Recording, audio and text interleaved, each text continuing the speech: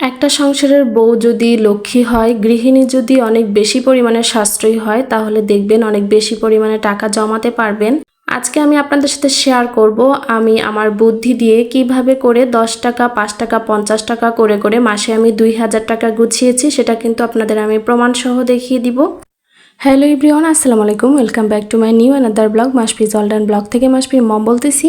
কি অবস্থা সবার, কেমন আছেন সবাই? আই হোপ যে যেখানে আছেন ভালো আছেন, সুস্থ আছেন।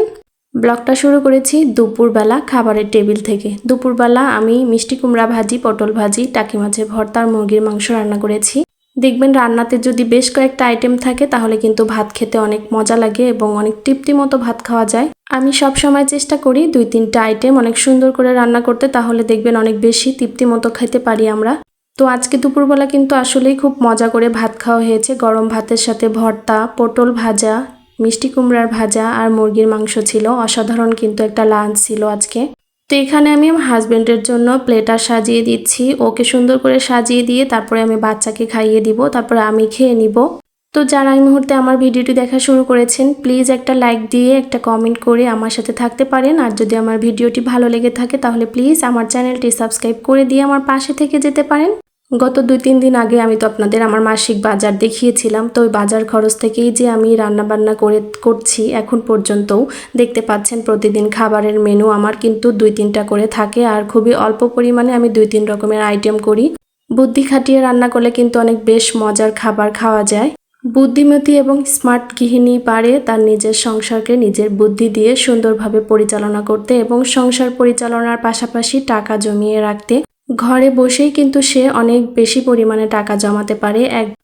তো এখানে আমি সবার জন্য প্লেট সাজিয়ে দিচ্ছি। দুপুরের খাওয়া দাওয়া করে নিব। দুপুরে খাওয়া দাওয়া করার পর দেখা যায় প্রতিদিনই একটু রেস্ট করা হয়। আর আজকে প্রচুর বৃষ্টি হচ্ছে, চিন্তা আছে একটু নিচে যাব, কারণ আমার নিচে সবজির গাছ আছে।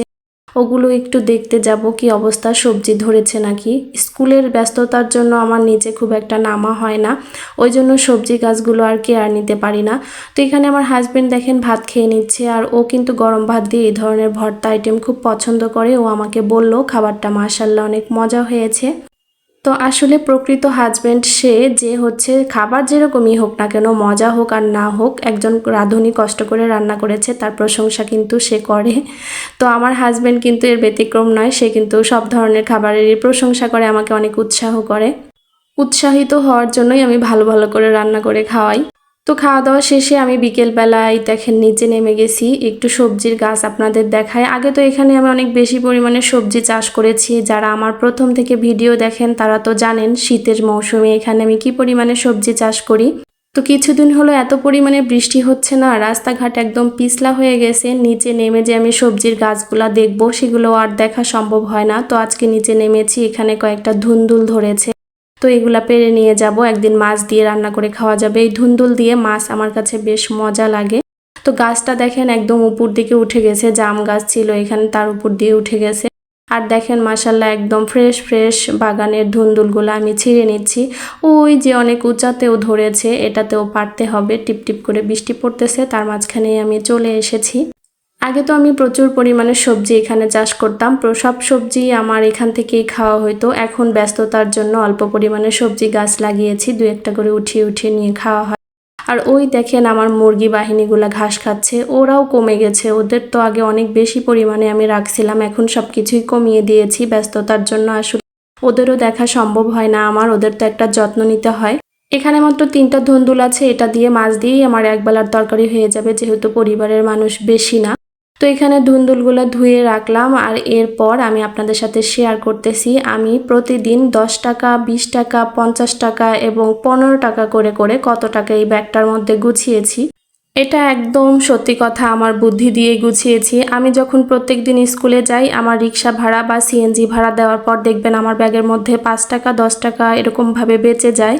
প্রত্যেক দিন যে বেঁচে যায় ওই টাকাগুলো নিয়ে এসে আমি একটা নির্দিষ্ট জায়গায় জমা করি, বলতে এই ব্যাগটা একটা ড্রয়ারে রেখে দিয়েছি, সেখানেই জমা করে রাখি। এরকম করতে করতে আমার অনেকগুলো টাকা জমা হয়ে গিয়েছে। তো আমি আজকে দেখলাম গুনে যে এখানে অনেকগুলো টাকা জমা হয়েছে, প্রায় 2200 টাকার মতো জমা হয়ে গিয়েছে। আমি চিন্তাও করিনি এখান থেকে আমি 2200 টাকা গুছাতে পারবো। আমি প্রতিদিন এটার মধ্যে শুধু টাকাগুলো রেখে দিতাম, গুনিনি। তো আজকে হঠাৎ করে মনে হলো বের করে গুনি এবং আপনাদের সাথে শেয়ার করি আমি রিক্সা ভাড়া প্লাস অন্যান্য আদার সাইড টুকিটাকি যে কয়েনগুলো বাঁচে সেখান থেকে কত টাকা করে গুছিয়েছি। আরও অনেক কিছু কয়েন ছিল, সেখান থেকে কিন্তু এই কয়েনগুলো আমি আমান টাকা করে নিয়ে এসেছি, মানে কয়েনগুলো আমি সবজির দোকানে দিয়ে এই নোট টাকা করে নিয়ে এসেছি। এরকম করে করে আমি প্রত্যেক মাসে প্রত্যেক বছরে অনেকগুলা করে কয়েন জমাই আর এই কয়েনগুলো আমি সবজির দোকানে নিয়ে গিয়ে নোট টাকা করে নিয়ে আসি। তো এখানে অন্ততপক্ষে আমার 2200 টাকা গুছানো হয়ে গেছে। এই 2200 টাকা দিয়ে কিন্তু আমি সংসারের অনেক কি জিনিস কিনতে পারবো, মানে মোটামুটি এইটা কিন্তু একটা এক্সট্রা টাকা। এই টাকাটা চাইলেও আমি চকলেট, আইসক্রিম, চিপস, বাচ্চাকে অনেক কিছু কিনে দিলে বা আমার অনেক কিছু করলে এই টাকাটা খরচ হয়ে যেত, কিন্তু আমি টাকাটা খরচ করিনি, রেখে দিয়েছি। সেজন্যই বলি বুদ্ধিমতী গৃহিণী হয়ে আসলেই টাকা জমানো হয় যদি একটু বুদ্ধি খাটানো যায়। তো এখন এই যে টাকাগুলো গুনে এটার মধ্যে রেখে দিলাম। এখানে আমার অনেক বেশি পরিমাণে টাকা গোছানোর প্ল্যান আছে, আস্তে আস্তে শেয়ার করব আমি। এখন শেয়ার করি আমি কিভাবে করে এই 2000 বা 2200 টাকা গুছিয়েছি।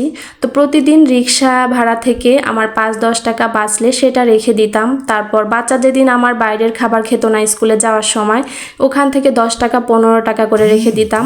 তারপর আমার হাজব্যান্ড যখন অফিস থেকে আসতো বা বাজার থেকে আসতো, আমার পার্স খুলে যখন দেখতাম 10 টাকা 50 টাকা 20 টাকা করে করে আছে, তো সেখান থেকে নিয়ে আমি এখানে টাকা রাখতাম। 10 টাকা করে রেখে রেখে আমার মাসে 300 টাকা, 50 টাকা রেখে 1500 টাকা, যেদিন 20 টাকা রেখেছি এরকম করে 600 টাকা, মোট 2200 টাকা এরকমভাবে আমি গুছিয়েছি। মানে 2000 টাকা, আরও 200 টাকা বেশি আছে, তো আমি এভাবেই ধরলাম 2000 টাকা গুছিয়েছি। তো এরকম করে চেষ্টা করলে আসলেই মাসে টাকা গুছানো যায়। আমি এর আগেও অনেক গুছিয়েছি কিন্তু আপনাদের সাথে শেয়ার করিনি, তো এখন দেখলাম শেয়ার করি, আপনাদেরও কাজে লাগবে। প্রতিদিন আপনি 5 টাকা 10 টাকা 15 টাকা এভাবে করে একটা নির্দিষ্ট জায়গায় রেখে দিবেন, মাস শেষে সেটা বের করে দেখবেন ইনশাল্লাহ সেখানে অনেকগুলো টাকা গুছানো হয়ে গেছে। আর এই গুছানো টাকা দিয়ে আমি যা ইচ্ছা তাই কিনতে পারবো, সংসারের জিনিস কিনতে পারবো, কুকারিস আইটেম কিনতে পারবো। তো এখন চলে আসলাম একদম সন্ধ্যার পরে, চার নাস্তা করব। রান্নাঘরে চলে এসেছি, আমি চা বসিয়ে দিয়েছি, রং চা। আমার হাজবেন্ড কিন্তু রং চা ছাড়া একদমই খায় না। আপনারা আমার আগের ভিডিওতেও দেখবেন আমি সবসময় রং চা বানাই, দুধ চা পছন্দ করে না। তো এখানে মূলত আমি আদা চা করেছি আর ডিম সিদ্ধ করে নিয়েছি, কারণ বাইরের নাস্তা একদমই খাওয়া হয় না। বাসায় সবসময় বাসার যে জিনিস থাকে সেগুলো দিয়েই নাস্তা তৈরি করা হয়। তো আজকের বিকেলের নাস্তায় ছিল ডিম সিদ্ধ আর চা।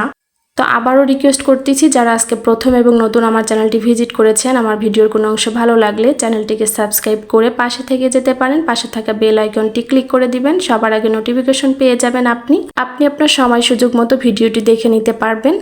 তো আজকের মতো এখানে রেখে দিচ্ছি, দেখা হয়ে যাবে নেক্সট ভিডিওতে। ততক্ষণ পর্যন্ত সবাই ভালো থাকবেন, সুস্থ থাকবেন, আমাদের জন্য দোয়া রাখবেন। আল্লাহ হাফেজ সবাইকে, আসসালামু আলাইকুম।